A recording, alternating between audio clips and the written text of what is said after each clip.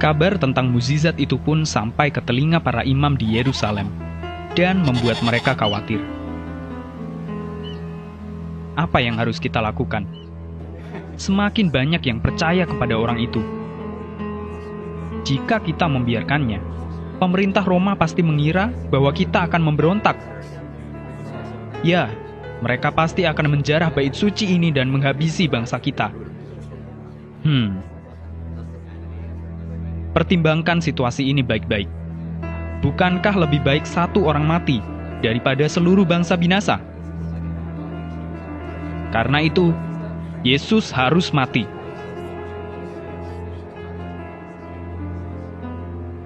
Karena kewenangan untuk menjatuhi hukuman mati adalah milik pemerintah Roma, para pemimpin agama Yahudi berusaha mencari cara untuk menangkap Yesus dan menyerahkannya kepada mereka.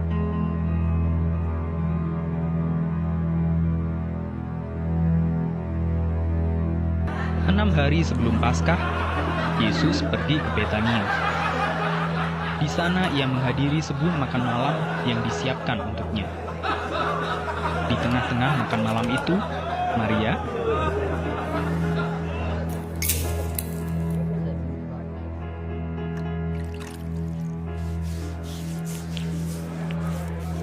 minyak narwastu?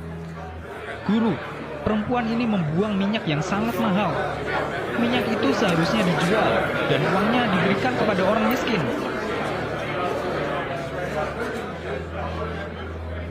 Biarkanlah dia, Yudas. Ia melakukannya sebagai persiapan penguburanku.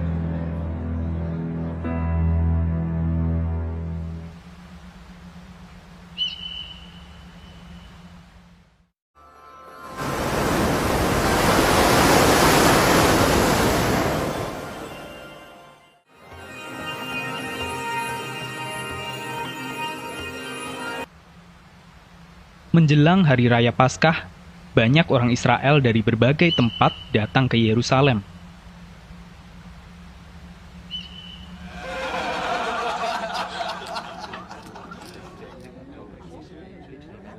Yesus dan murid-muridnya juga datang ke Yerusalem, meskipun dia tahu bahwa dia akan ditangkap di sana. Ketika Yesus mendekati Yerusalem, orang banyak menyambutnya.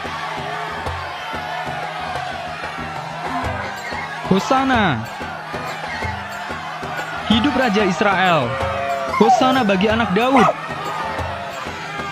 Yerusalem, Yerusalem! Seandainya hari ini kamu tahu apa yang mendatangkan damai sejahtera atasmu, akan tetapi hal itu sekarang tersembunyi dari matamu.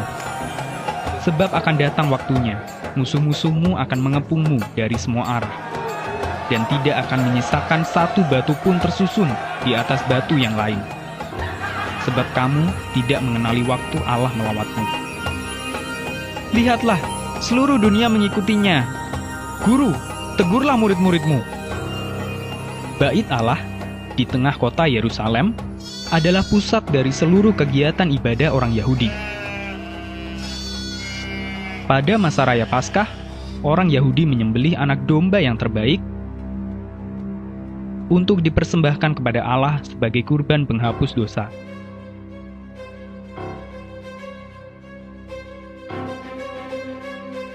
Namun darah anak domba manakah yang benar-benar sanggup menghapus dosa manusia?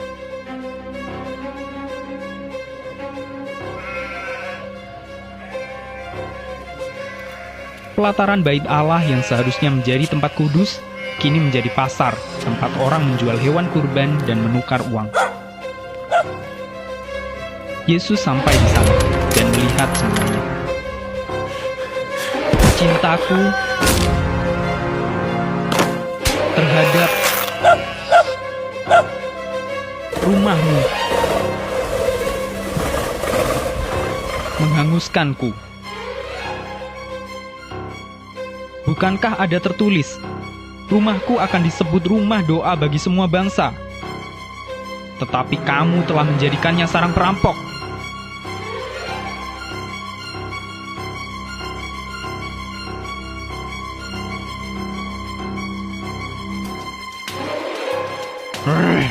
Kita harus menyingkirkan orang ini. Mereka akan segera menemukan caranya. melalui salah seorang murid Yesus sendiri. Imam besar, orang itu harus segera kita lenyapkan. Aku tahu, tapi jangan selama perayaan Paskah supaya jangan ada kerusuhan di antara bangsa kita. Tiba-tiba, hamba dapat melakukannya yang mulia. Hei, siapa kamu? Hamba Yudas Iskariot, murid Yesus. Apa yang akan tuanku berikan jika hamba menyerahkan Yesus kepada tuanku? Ini 30 keping perak untukmu. Sekarang pergilah, carilah cara untuk menyerahkannya kepada kami.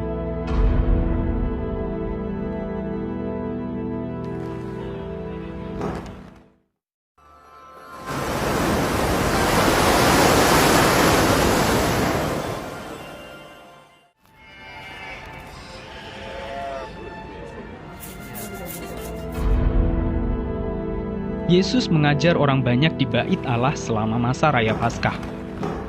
Akan tetapi, tidak seorang pun dari para imam yang berani menangkapnya karena takut kepada orang banyak.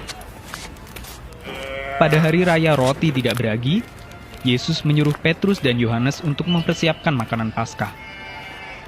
Mereka berdua pun pergi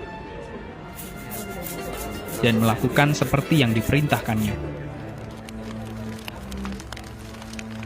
Yesus juga telah mengatakan bahwa ada tempat yang sudah disiapkan bagi mereka untuk merayakan Paskah. Malam itu, mereka semua pergi ke sana, termasuk Yudas Iskariot.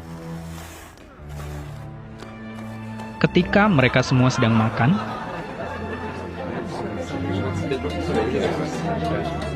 raja bangsa-bangsa yang tidak mengenal Tuhan memerintah rakyatnya dan disebut pemimpin rakyat. Namun kamu janganlah seperti itu.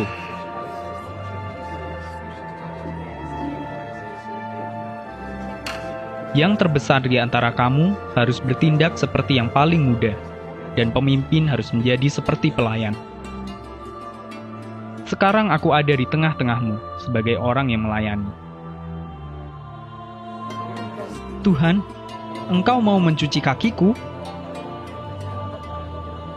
Simon, jika aku tidak membasuhmu, kamu tidak akan mendapat bagian di dalamku.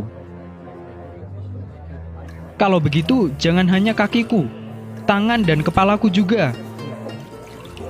Orang yang sudah mandi hanya perlu mencuci kakinya karena ia sudah bersih.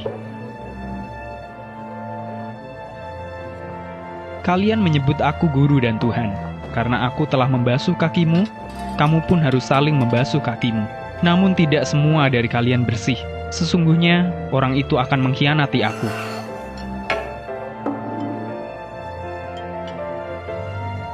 Siapakah orang itu, Tuhan? Yudas, apa yang akan kau perbuat, lakukanlah segera. Murid-murid yang lain menyangka bahwa Yesus menyuruh Yudas untuk membeli kebutuhan Paskah dan bersedekah. Namun sebenarnya, setan telah membujuk Yudas untuk menyerahkan Yesus kepada para imam kepala. Setelah Yudas pergi, Yesus mengambil roti dan secawan anggur. Inilah tubuhku yang diserahkan bagi kamu. Kemudian dia memecahkan roti itu. Ambillah dan makanlah.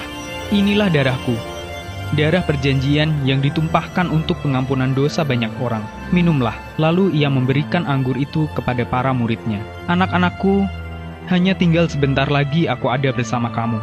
Kamu akan mencari aku, tetapi kamu tidak dapat datang ke tempat aku pergi. Aku memberimu perintah yang baru. Kasihilah satu sama lain, seperti aku telah mengasihi kalian. Dengan begitu, semua orang akan tahu bahwa kamu adalah murid-muridku. Tuhan, mengapa aku tidak dapat pergi ke tempat Engkau pergi? Aku rela menyerahkan nyawaku demi Engkau.